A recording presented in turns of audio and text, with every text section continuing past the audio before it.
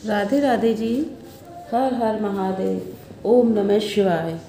आज मैं आपको त्रयोदशी व्रत कथा के बारे में, जो प्रदोष व्रत कहलाता है, उसके बारे में बताऊंगी और उसकी कथा भी सुनाऊंगी। तो शिव का व्रत होता है और ये प्रदोष काल में ही किया जाता है। तो प्रदोष काल में जो व्रत होता है तो शाम के समय इसकी पूजा की जाती है, जो ना तो रात हुई हो और ना ही दिन हो। संध्या के समय का जो वक्त होता है उसे हम प्रदोष कहते हैं। विधि विधान के द्वारा त्रयोदशी व्रत करने वाले को सूर्योदय से प्रथम ही ब्रह्म मुहूर्त में उठकर नित्य क्रम से निवृत्त होकर शंकर भगवान का स्मरण करना चाहिए और व्रत वाले दिन भोजन नहीं करना चाहिए। सायंकाल को जब सूर्यास्त में घंटा भर शेष रहे तब स्नान आदि कर्मों से निवृत्त होकर श्वेत वस्त्र धारण करके पूजन के स्थान पर स्वच्छ जल से साफ सफाई करके और अपने जो मंडप है उसको भली भांति सजाकर 5 रंगों को मिलाकर पद्य पुष्प मतलब फूल वगैरह ला करके आकृति बना करके कुशा के आसन पर बैठ करके पुत्र और पूर्व में तथा या उत्तर दिशा में के विमुख होकर के आसन पर बैठ करके शंकर भगवान का पूजन करना चाहिए।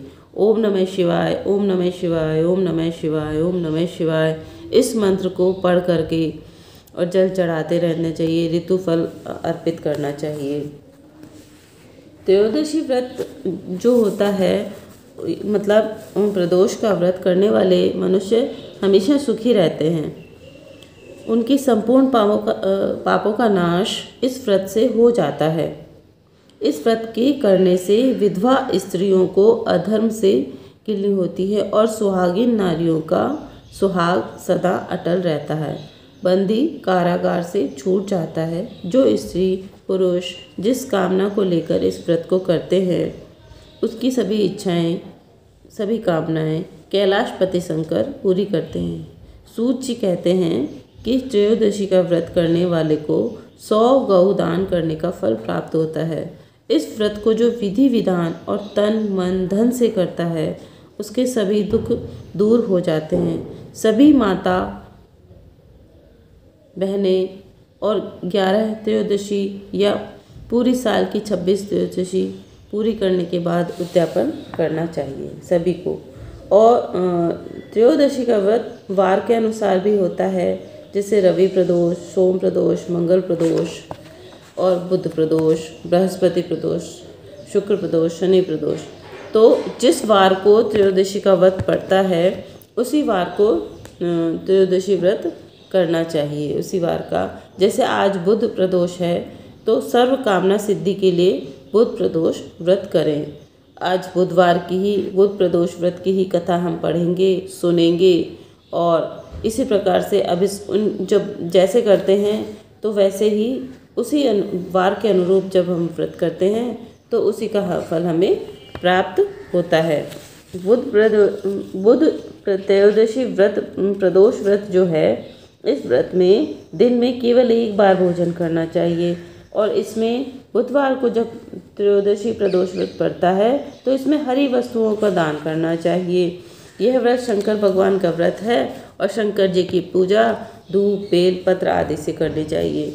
बेल पत्र चढ़ाते समय जब भी हम चढ़ाते हैं तो हमेशा एक चीज़ हमें अवश्य ध्यान रखनी चाहिए कि जिस तरफ से मतलब हार्ड साइड होती है उस साइड से हमें नहीं चढ़ाना चाहिए, उल्टी तरफ से नहीं चढ़ाना चाहिए। हमें सीधा बेलपत्र ही चढ़ाना चाहिए।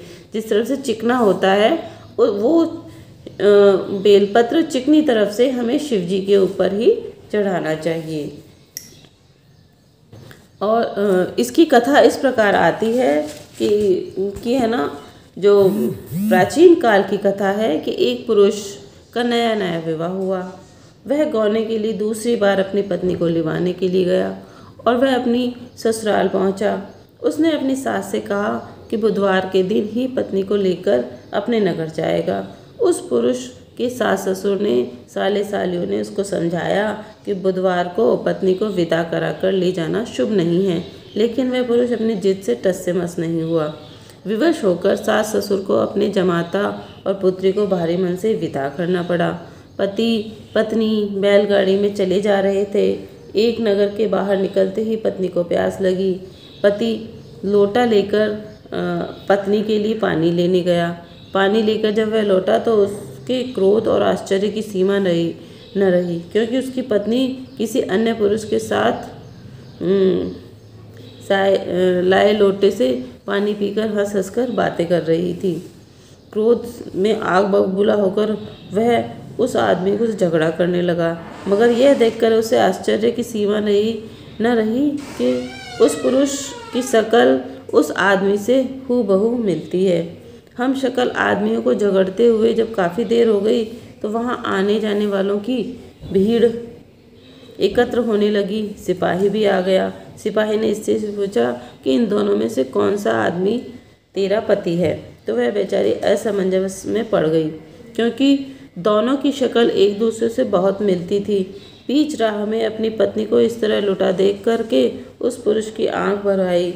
वह शंकर भगवान से प्रार्थना करने लगा कि हे भगवान, आप मेरी और मेरी पत्नी की रक्षा करो। मुझसे बड़ी भूल हुई जो बुधवार को पत्नी को विदा कराकर ले आया। भविष्य में ऐसा अपराध कभी नहीं करूँगा। उसकी वह प्रार्थना जैसे ही पूरी हुई, दूसरा पुरुष अंतर्ध्यान हो गया। वह पुरुष सकुशल अपनी पत्नी के साथ अपने घर पहुंच गया।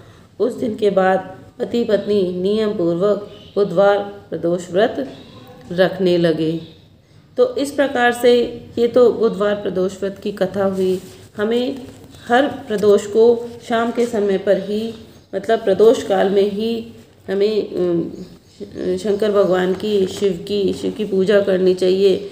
पूजा में मतलब हम घर पे भी सजा के, मंडप सजा के पूजा कर सकते हैं, और चाहे तो हम शिव मंदिर जा कर के वहाँ पर भी शिव की पूजा कर सकते हैं। शिव की पूजा के समय पे केतकी का फूल कभी नहीं चढ़ाना चाहिए, क्योंकि वो वर्जित माना गया है। और केवड़ा का अत्यंत सुगंधित होता है पुष्प, लेकिन वो भी नहीं चढ़ाना चाहिए। भगवान शिव को की पूजा में नारियल का पानी भी नहीं चढ़ाना चाहिए, क्योंकि नारियल को श्री माना गया है। और वो शिव की पत्नी जो पार्वती माता थी, उन्होंने विष्णु भगवान को अपना भाई बना रखा था। तो नारियल को जब श्री लक्ष्मी जी का रूप माना गया है, तो वो उनके भाई की पत्नी हुई, इसलिए कभी भी वो भी नहीं चढ़ाना चाहिए। इन छोटी छोटी बातों का अगर हम ध्यान रखते हैं तो जीवन में बहुत सारी सफलताएं हमें मिलती हैं, बहुत सारे सुख हमें मिलते हैं। और प्रदोष का व्रत तो ऐसा होता है कि जिस इच्छा से हम करते हैं, संतान के लिए करते हैं या धन पाने के लिए करते हैं, या कोई भी हमारे घर में समस्या है उसके समाधान के लिए हम करते हैं, तो प्रदोष का व्रत उसी फल के हिसाब से हमें फलदायी होता है। इसलिए आप प्रदोष का व्रत आप करिए। जब भी आप करना चाहें प्रदोष का व्रत, आप या तो शुक्ल पक्ष का प्रदोष व्रत कर सकते हैं या कृष्ण पक्ष का कर सकते हैं, और या चाहें तो साल के 24 जो आते हैं, हर अमावस और पूर्णिमा के बाद शुक्ल पक्ष और कृष्ण पक्ष के प्रदोष व्रत आता है, तब भी आप कर सकते हैं। और बस छोटी छोटी बातों का आप ध्यान रखते हुए प्रदोष का व्रत आप अवश्य करिए। जब भी शंकर भगवान को जाते हैं तो दूध और जल और उसमें चीनी या मिश्री मिलाकर अवश्य लेके जाएं, और वो जल अवश्य चढ़ाएं उससे, और ओम नमः शिवाय का जाप करते हुए इसको चढ़ाएंगे तो आप देखेंगे कि किस तरीके से आपकी मन की इच्छाएं, आपकी कामनाएं, आपके कष्ट पूरे, मतलब कष्ट दूर हो रहे हैं, कामनाएं आपकी पूरी हो रही हैं, इच्छाएं पूरी हो रही हैं। तो आप इन छोटी छोटी बातों का ध्यान रखते हुए करिए, और पूजा करिए, पाठ करिए, ईश्वर में ध्यान लगाइए। आपको मन की शांति मिलेगी, आपकी सभी इच्छाएं पूरी होंगी। ये मैं ईश्वर से प्रार्थना भी करती हूँ, और आप भी करिए। धन्यवाद जी। हर हर महादेव, हर हर महादेव। मेरे वीडियो को लाइक कीजिए, सब्सक्राइब कीजिए, शेयर कीजिए, और हर हर महादेव का कमेंट लिख करके मुझे बताइए। धन्यवाद जी। हर हर महादेव। ओम नमः शिवाय।